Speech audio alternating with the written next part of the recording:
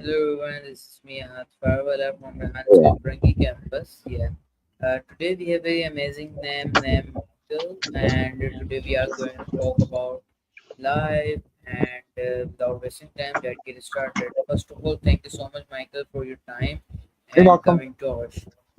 You're welcome. Yes. Before moving on questions, I would like you to introduce yourself so the people don't know you; they just got to know about you a little. Perfect. Okay, so my name is Michael Duffy. The website on here is my YouTube brand. I have a YouTube. I've got a. I teach pin.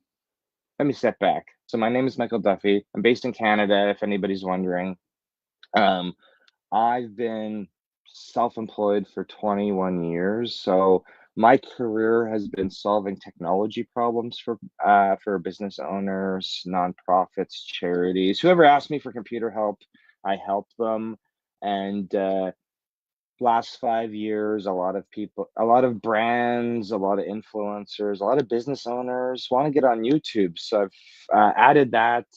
I've added that, especially my business, because I've added that service where I help people get over the technical frustrations of getting started with YouTube and understanding why they should do podcasts like these and just make more video content, because the more video content you make, the more you show up on a Google search. So that's the reason that's the reason I'm wearing the YouTube hat today. And my link right now is I run a YouTube university. I got a free class, and then I have paid tiers where we step creators through getting started with YouTube and troubleshooting YouTube and all that fun stuff.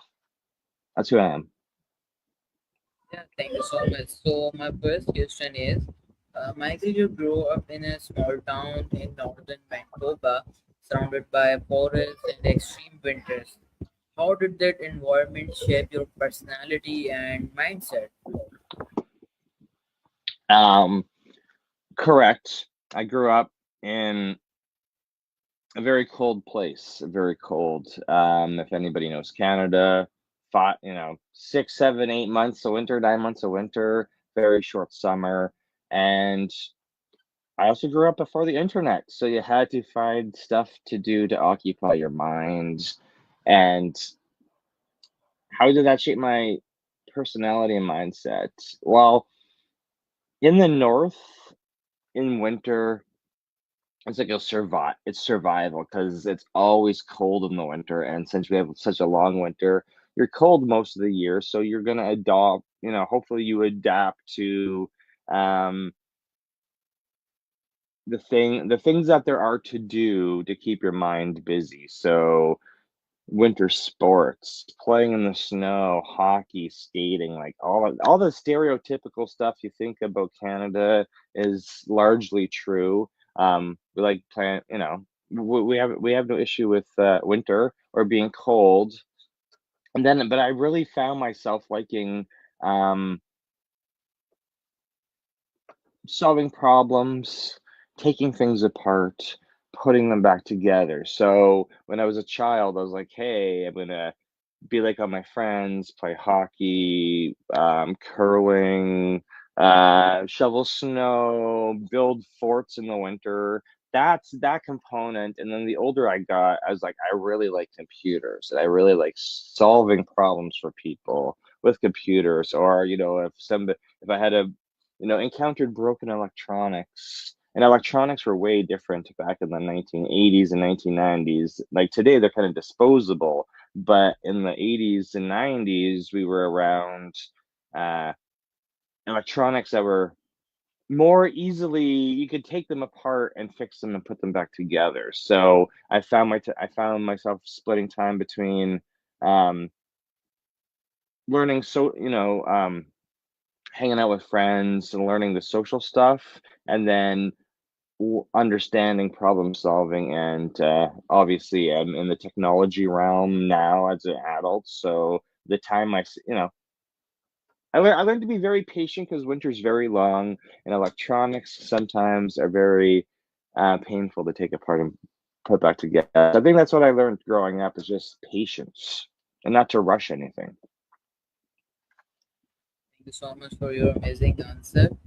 Can you tell me you were one of the first kid in your town to own a computer in the 90s? What was the moment like and how did it change your life forever? Well, again, no internet.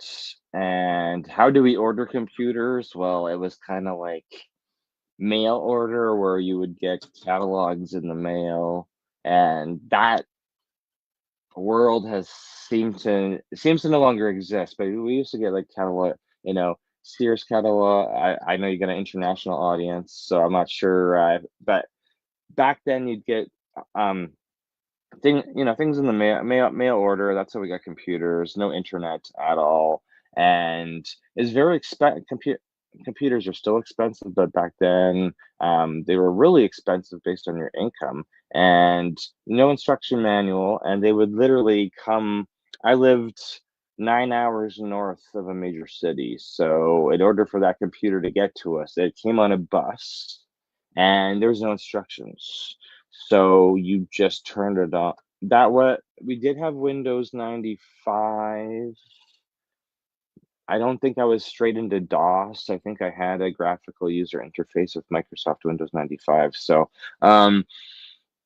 it changed my life forever because I'm in that field.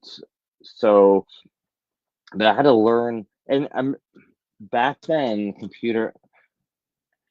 I think we had a couple duds, like a couple, like the first computer we ordered didn't even turn on, and then we had to ship it back, and then order like get a replacement. Like so, we were in this never-ending. We had no local computer store, no internet, so um, w- I learned by turning it on, figuring it out didn't work, calling the store in Winnipeg. That's the major city that we ordered it from, and I wouldn't be if I didn't figure out how to get it to work. I wouldn't be here today in technology. I got a back right now. I've got my education as an adult is a Bachelor of Science plus all these other technical certifications. I wouldn't be in this field if I didn't figure out how to get a computer with no instructions working in the 1990s. So it I think yourself or anybody, any kids like my daughter's 13. I'm like they're just kind of um, when they get their first device, there's just so much time and energy that they put into it to learn it that it's monumental. Like it kind of shifts you from being an observer because your friends have devices to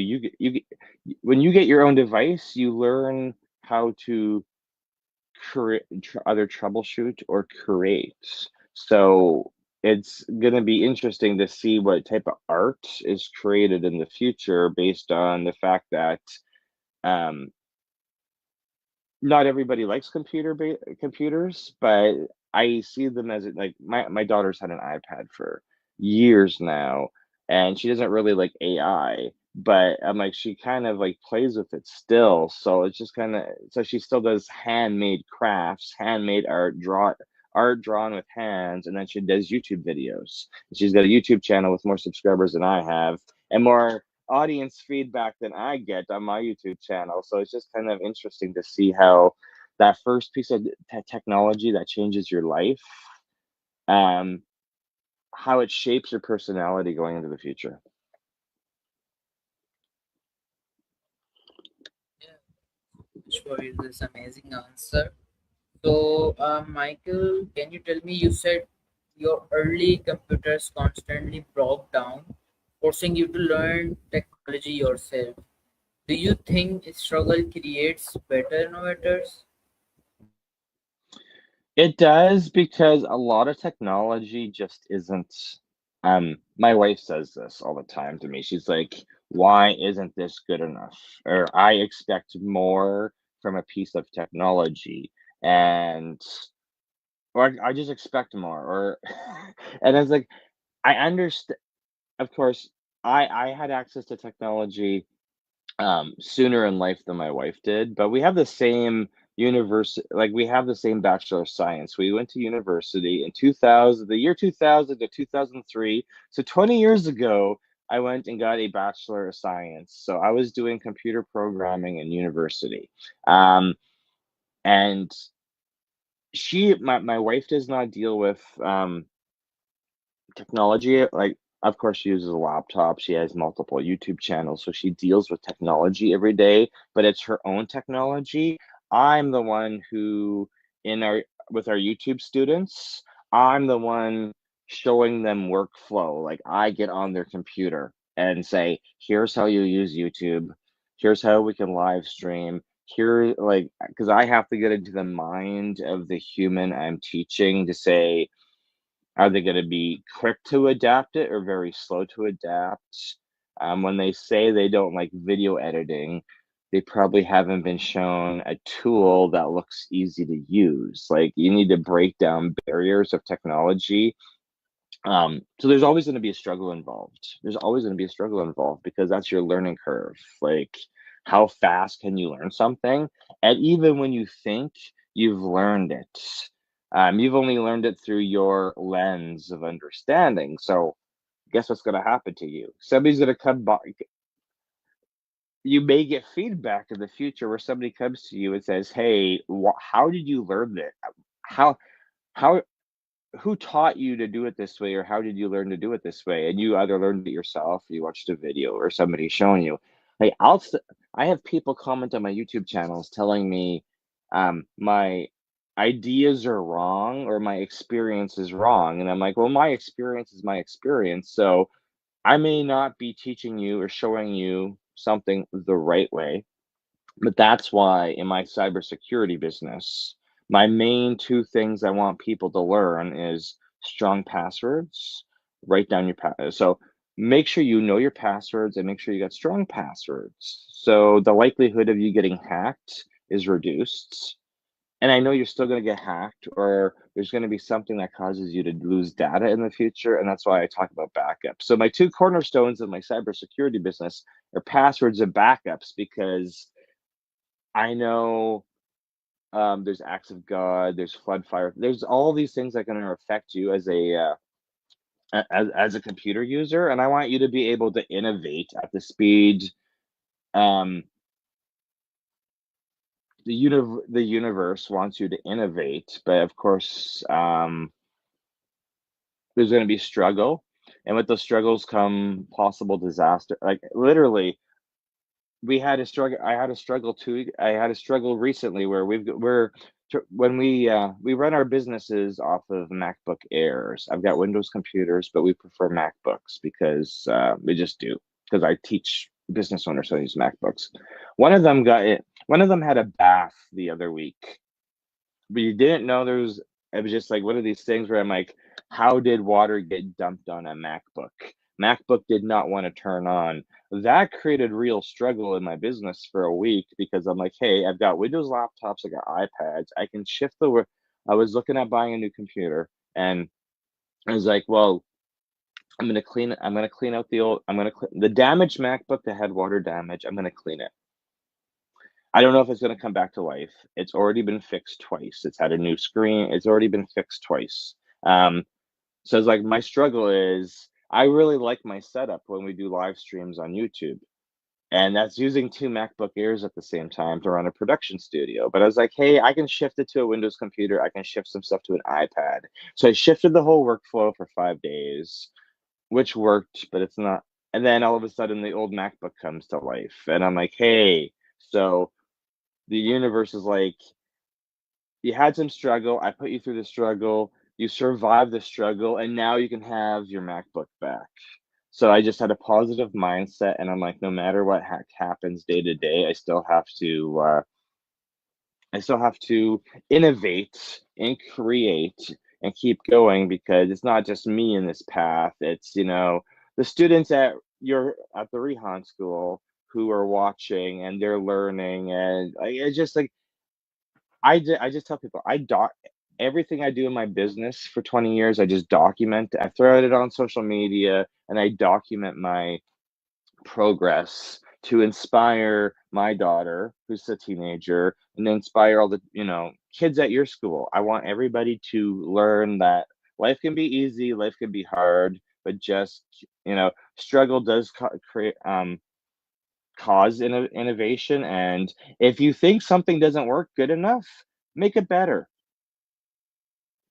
There's so much stuff you guys can do, like, document everything. Like, if you learn a cool new way to make videos or edit or robotics or AI or whatever, like, make videos about it because you may be the only one doing it.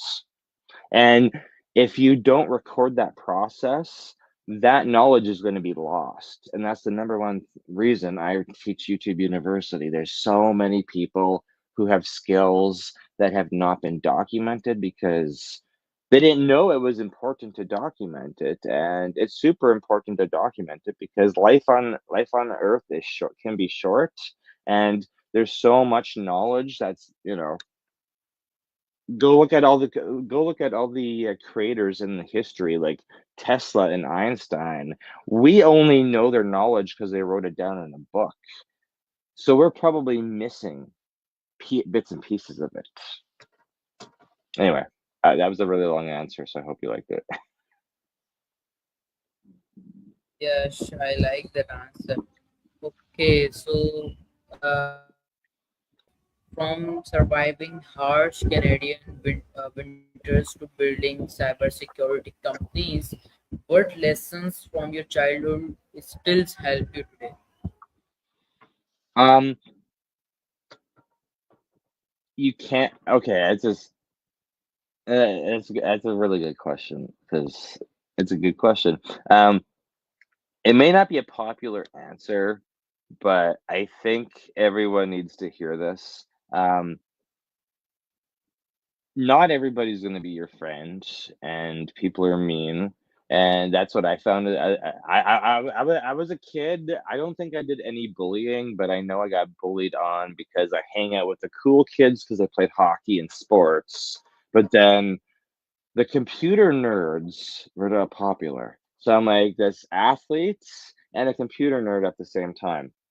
So that I find that still affects me in my adult life because I did get married, so, I have been married, or I am married still. And so me being a computer nerd didn't affect that. But when I'm dealing with customers, people call me to say, "Hey, my computer doesn't work," or, um, "What do you think I'm doing wrong with my YouTube channel?" Or, like, they're looking for advice. And then I'll just give them I'm like, here's what my professional opinion is based on all these factors. I still get called a nerd because I'm bringing facts, details, a report to them. And they're like, oh, I didn't think the answer was going to be so in depth. And I'm like, well, okay. And they're like, and it's not, I'm going to say like, I I'm quite introverted, but I turn on being extroverted because you still need to talk to people. Even if you don't like the conversation you have with people, I'm still a business owner. I still advertise my services. I have to interact with, since it's 2026, not all people you're going to interact with are going to be in person with you. So interacting and having a conversation with people in person is different than online conversations because I find in person people are going to judge you more. There's going to be social cliques.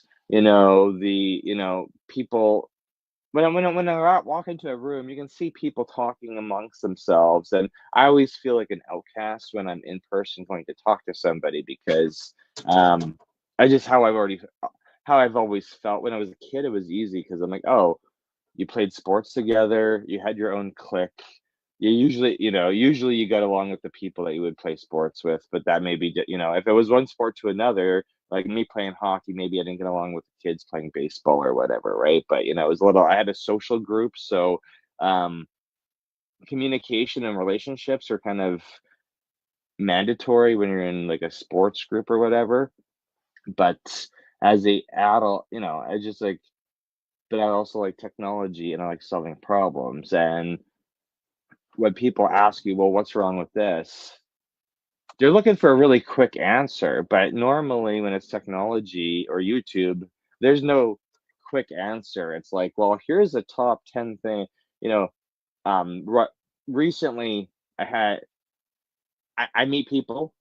I might meet them online. I might meet them in person. Um, you usually have to meet people, seven. You have to meet people many times for them to feel comfortable with them asking you a question. So, getting brand new customers is not overnight. It's like, hey, I've seen you in person. I've seen your stuff on YouTube. I've seen you on Facebook. You've messaged me a couple times. I've ignored you. But now I have a computer problem, so I'm going to ask you. And well, it should be easy, right? I got this computer question. It should be easy. And my response is like, well, I need to look at your computer.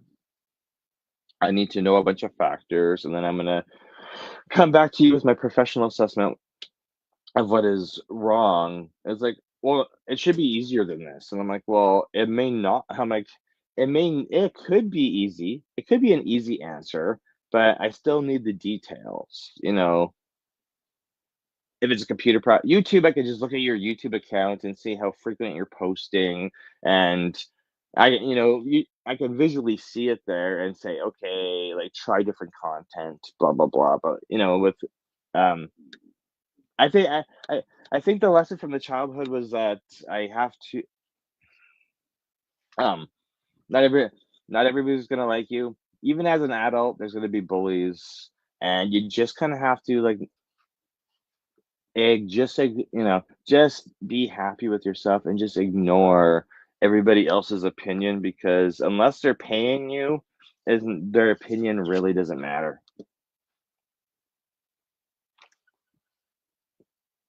End of the answer. Thank you so much for this amazing answer. So we have only three questions left, Okay. and tell me, you started helping people understand technology in 2005. What was the internet world like back then compared to today? Speed. Speed of the internet. Um, it's still a huge challenge. Internet speed's still a huge challenge. So there's lots of like I travel around with a cell phone and Starlink.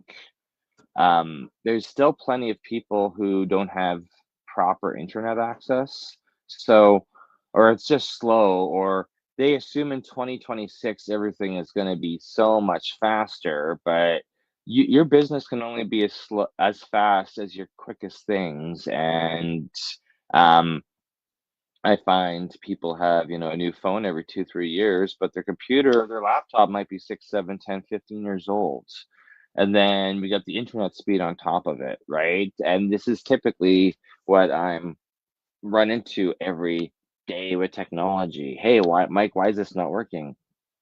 Well, we've got slow computer, slow internet, your Microsoft Office is from 10 years ago. So it's just um,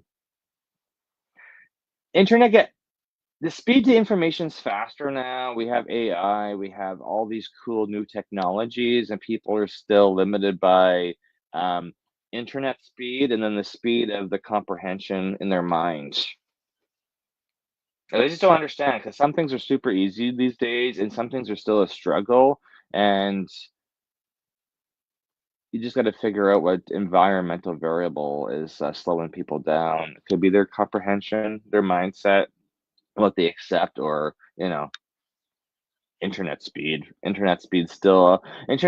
is still a big problem in a lot of places in North America. A lot of places, I'm not sure Pakistan, but when I was in when I'm when I'm in Dubai, the internet's fast, and then other places I go, it's terribly slow. And I'm like, how can people put up with such slow internet these days? It's 2026, but it's infrastructure. We're still building infrastructure around the world. Yes, thank you for amazing answer. So I have a last question. Can you tell me, many people fear starting over?